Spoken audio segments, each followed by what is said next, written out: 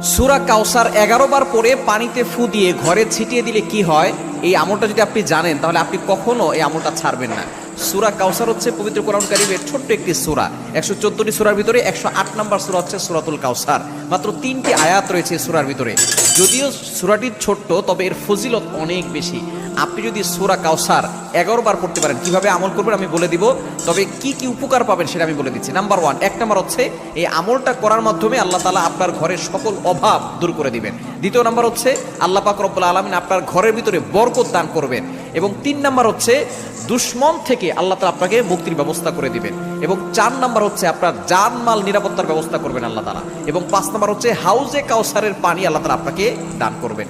কেননা এই সূরা কাউসারের ভিতরে ইন্না আতাইনাকাল কাউসার, হাউজে কাউসারের ব্যাপারে আল্লাহ পাক রব্বুল আলামিন বলে দিয়েছেন যে এটা নবী সাল্লাল্লাহু আলাইহি ওয়াসাল্লামকে আল্লাহ তাআলা হাদিয়া দিয়েছেন হাউজে কাউসার।